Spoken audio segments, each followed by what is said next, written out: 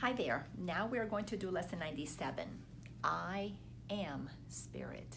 I am spirit. I am spirit. Beautiful, beautiful lesson. Today's idea identifies you with your one self, capital S self. I am spirit. That is my true self. Spirit is energy. Spirit is consciousness. It accepts no split identity, nor tries to weave opposing factors into unity. It simply states the truth. I am spirit. Practice this truth today as often as you can, for it will bring your mind from conflict to the quiet fields of peace. No chill of fear can enter, for your mind has been absolved from madness, letting go illusions of a split identity. Paragraph 2. We state again the truth about yourself, the Holy Son of God, who rests in you, whose mind has been restored to sanity. See, our true self is inside of us. We just sent it to the background when the ego mask came to the foreground. So it's already there. All we need to do is begin to state the truth about ourselves so that our mind will begin to believe it, and we'll stop focusing on the outer world being the source of our peace, and then entering inside, turning that light back inside so that we can reclaim the truth that is already there. Sentence number 2, paragraph 2. You are the spirit lovingly endowed with all your Father's love and peace and joy. Isn't that beautiful? I am the spirit. And so are you. So is everybody else. You are the spirit which completes himself, completes God, and shares his function as creator. Do you realize how profound this is? We are that spirit. We are the presence of the creator expressed individually. All of us are different, appearing as different aspects of the creator. Why? Because we're here to function as creators. That's when we're going to co-create heaven on earth. That's when we're going to co-create amazing things, because we're going to work together for the greater good of all. It will become a win-win. In a few generations, when more of us are feeling this, the laws, the rules, the regulations, the products that we create, all of those things, everything will be for the greater good of all. Nothing will be done to punish anybody. Nothing will be done to create winners and losers. Everything will be for the greater good of all mankind. And as we come to know the truth of who we are not lacking things, so we're not going to come from a place that we need to get or protect. We're going to be coming from a place of wholeness and extension. So we want to give what we have to receive more of it. Can you imagine the benevolence on this planet, the compassion on this planet, when that's how we are operating? Oh my gosh, talk about a new earth. It is being created. Heaven on earth is coming. It's already here, but it's coming in that more of us are going to be coming the presence of the truth so that we can experience what has already been given to us. Paradise, pure paradise. He is why you always, as you are with him.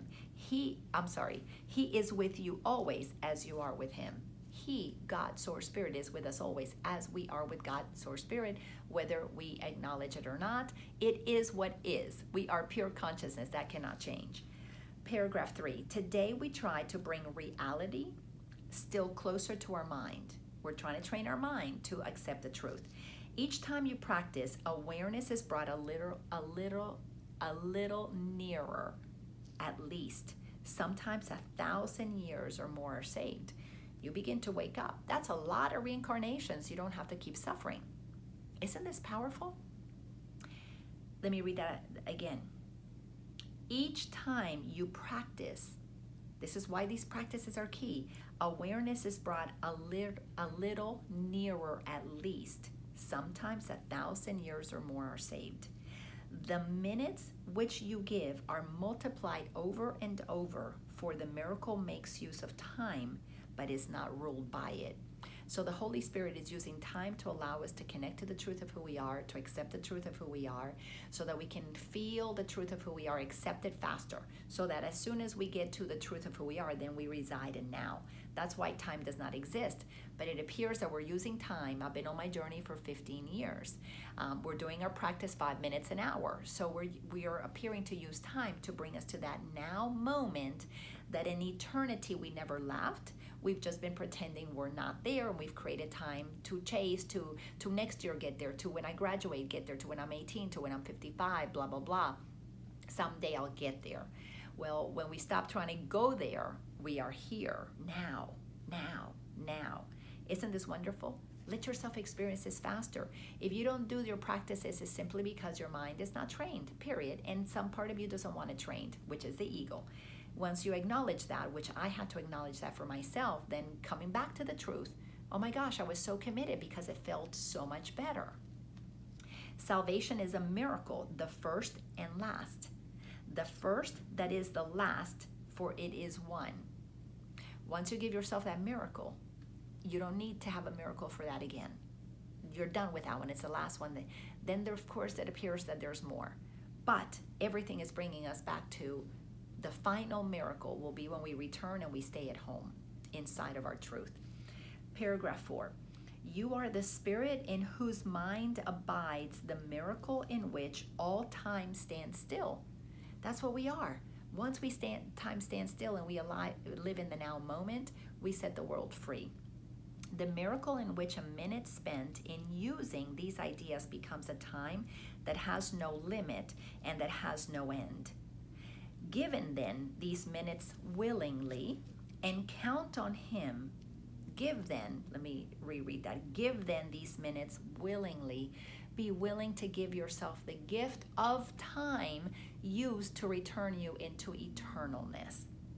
And count on him, the Holy Spirit, your guide, whatever you want to call it, who promised to lay timelessness beside them. He will offer all his strength to every little effort that you make. Give him the minutes which he needs today. Give yourself this practice to help you understand with him you are the spirit that abides in him, in God, and that calls through his voice to every living thing. Use your voice to express love. Use your voice to offer blessings. Use your voice to release the world. Offers his sight. The Holy Spirit, intuition, will give us the sight to everyone who asks. Replaces error with a simple truth. If you ask for sight, you will be able to see everything clearly. You'll be able to see what is real out there. You'll be able to see the light in every being. You'll be able to see the truth in everyone. And it will replace error with a simple truth. You will know everybody is either being the presence of love or calling for us to see them as the presence of love. If I did not commit to seeing my son Spencer when he was going through his drug adventure from the age of 14 to 18 as pure love, I would have been living in fear.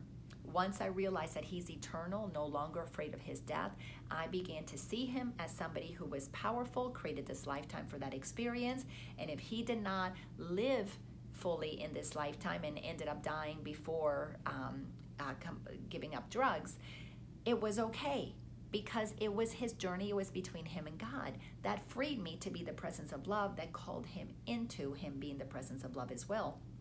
He's going to turn 22 this year. He has been sober for 4 years. Isn't that beautiful? That somebody at the age of 18 made a commitment. After 4 years, we studied A Course in Miracles. We did so many things. I used the power of awareness. I used all of the tools that Jesus had given me to help that young man remember that he had the power of his mind at his disposal. Beautiful, powerful. Does he abide in awakening today? No, he doesn't. But does he know that there is something inside of him that is powerful that he cannot deny? Absolutely, he does. Like the rest of us, he's on a journey. Paragraph 5. The Holy Spirit will be glad to take 5 minutes of each hour from your hands and carry them around with this aching world where pain and misery appear to rule. Those 5 minutes you give to the Holy Spirit, it is going to be with you, training your mind so that you will believe the truth that is true always. He will not overlook one open mind that will accept the healing gifts they bring. Oh my gosh. And he will lay them everywhere he knows they will be welcome. All you have to do is welcome the Holy Spirit in. Welcome this truth as really your truth. When you do that, you will begin to receive those ahas, those realizations, those shifts in perception, those miracles. They will begin to be felt. They have to, because you've welcomed them. And they will increase in healing power each time someone accepts them as his thoughts and uses them to heal. That's why the more you heal yourself, you will be the one who will help heal others. Because as you feel love in you, you're going to want to extend love. Why? Because it's the only thing that's going to feel good. Eventually, when feeling bad doesn't feel good anymore, when feeling right doesn't feel good anymore, you're going to return to the good feeling place of releasing the world and seeing it as nothing but God expressing itself, so you can see yourself in it uniquely. Paragraph 6. Thus will each gift to him be multiplied 1,000-fold and tens of thousands more.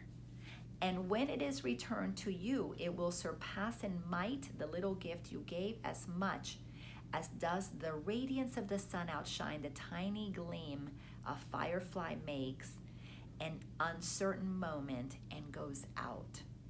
You're going to be like the sun and not like the firefly that extinguishes after a short little moment. Can you imagine returning to being the sun, being the light, being that sunbeam that beams forever? That's the promise when you make the commitment to welcome in the truth. When you make the commitment to save time by doing these exercises, practicing them over and over and over again until your mind has been purified of nonsense, of things that are not true about you. Once your mind gets purified from blocking the truth of God, oh my gosh, you're going to feel the peace and the bliss that comes with extending love always, because it's what's going to feel good to you. And then, my gosh, the creation, the manifestation, it will happen so fast, but you've got to let it in. You've got to let the Holy Spirit into your mind to talk to you. Stop blocking it. That's all you need to do.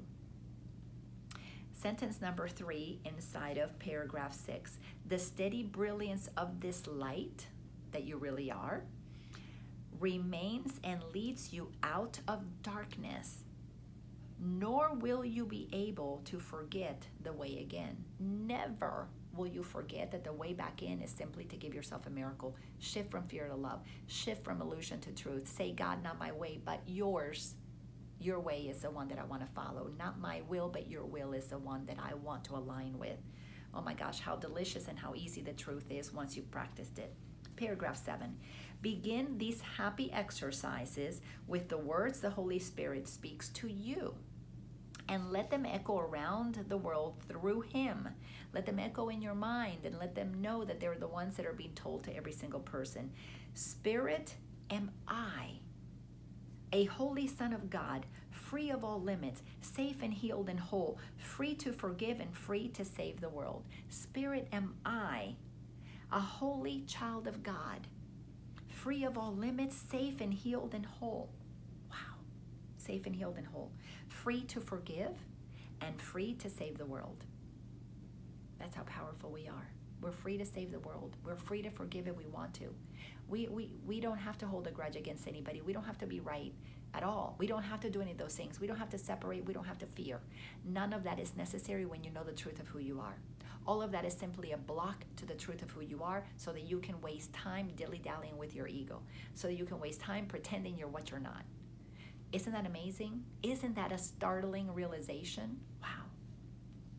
Sentence number 3 in paragraph 7.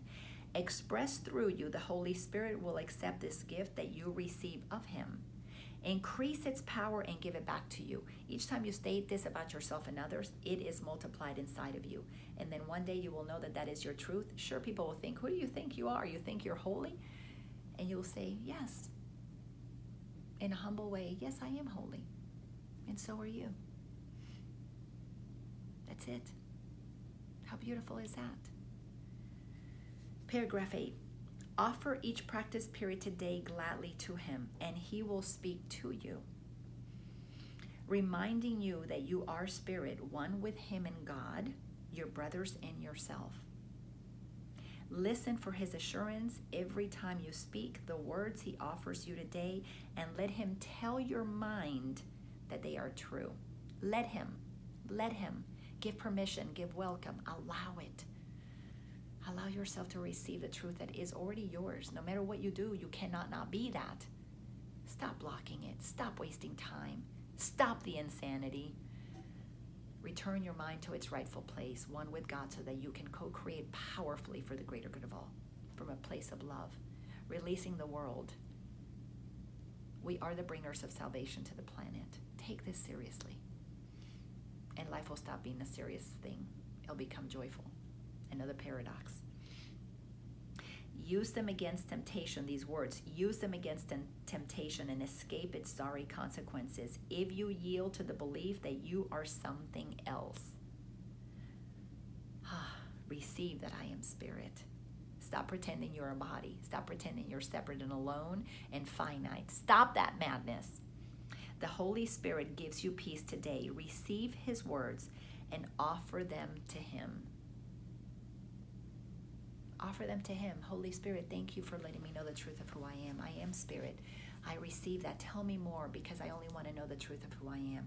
Thank you, Holy Spirit, for making this clear.